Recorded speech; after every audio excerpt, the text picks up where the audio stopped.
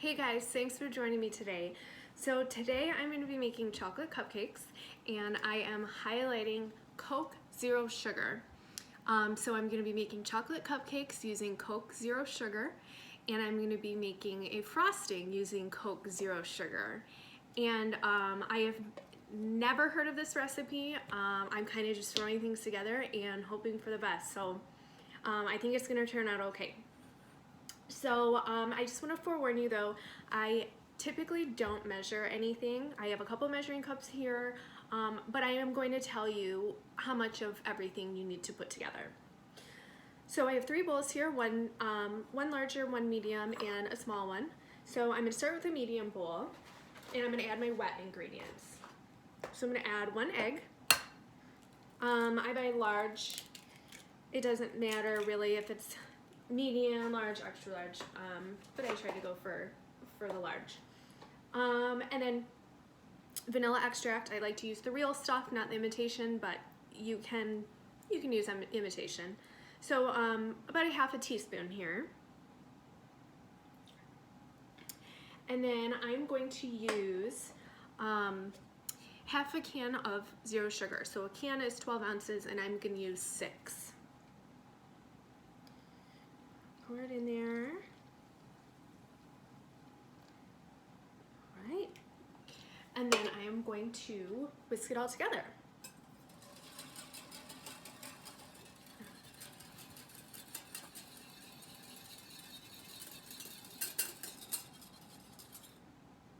So another ingredient that I was thinking of using that I know it helps make cupcakes very creamy, is sour cream. I know that's kind of an odd ingredient. If you choose to use sour cream, use a 1/4 cup in this recipe. I'm gonna go ahead and make it without. Okay, so we'll just go ahead and set that aside, and we'll get our dry ingredients mixed together. So this is actually going to be a 100% keto recipe. So I'm not sure if anyone knows what keto is, but it is a high fat, very low carb, aiming for 0 carbs, no sugar diet. I know, crazy, right? How am I gonna make cupcakes without sugar? So I'm gonna use 3/4 cup of almond flour. I already have it measured out here. Put that in the large bowl. And then I'm going to use a 1/4 cup of coconut flour. And coconut flour has this really good sweeter taste almost without even adding sugar. So I'll go ahead and put that in there.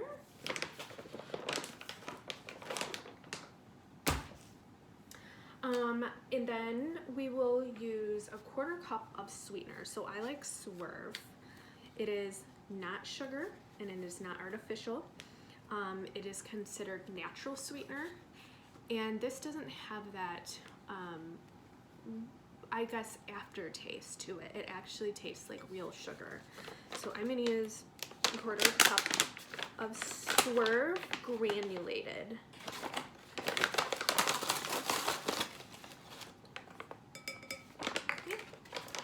And then I'm going to use some baking soda or baking powder. I'm not sure if you know this, but the 2 are interchangeable. So it is a half a teaspoon of baking soda is equal to 1 teaspoon of baking powder. I don't even keep baking powder in my house. I keep baking soda for baking and for cleaning. So many different uses. So baking soda, we're gonna do a 1/4 teaspoon. So if you have baking powder, use half of a teaspoon. But I have baking soda. So again, I'm not measuring. And then always a pinch of salt, just regular salt. Probably about a 1/4 teaspoon. And then I'm going to use unsweetened cocoa powder. Any brand works, and I'm going to use a 1/4 cup here.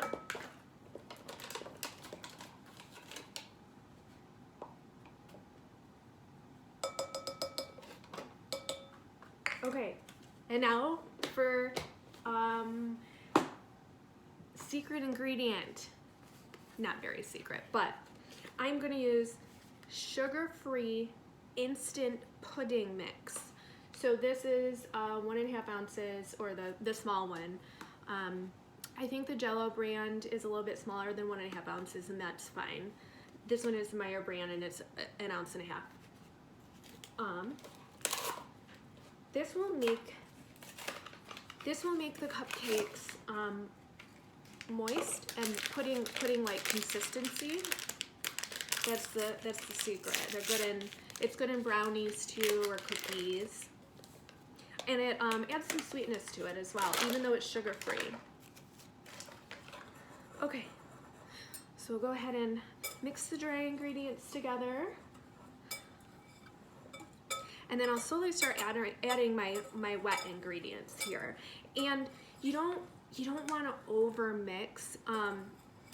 The coconut flour acts like a sponge and it soaks up the liquid.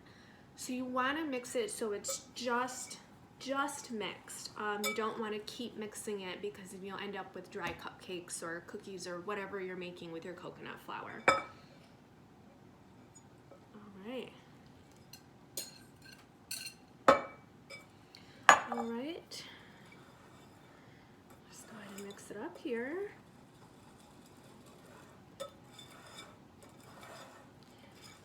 And it looks like it's very nice consistency. You know, exactly what we want here. All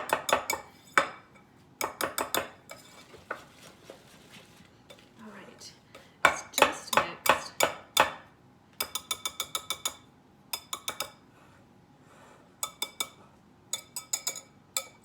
Okay, and it should be batter-like. You don't want anything. Tastes good. You don't want anything really thick, and you don't want anything runny either.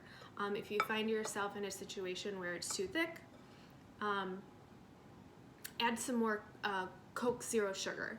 If you find yourself in a situation where it's too thin, I would start with a teaspoon of coconut flour at a time. Like I said, it is very absorbent. So if you overdo it, you're gonna end up doing the Coke Zero coconut flour back and forth, and you don't want to do that unless you want a huge batch, and then the ratios are all off. But so what I'm gonna do here is I'm gonna put my mixture in a cupcake tin, and I'm gonna pop it in the oven. And while it's cooking, we'll go ahead and mix up our frosting. So hang tight, and I'll be right back.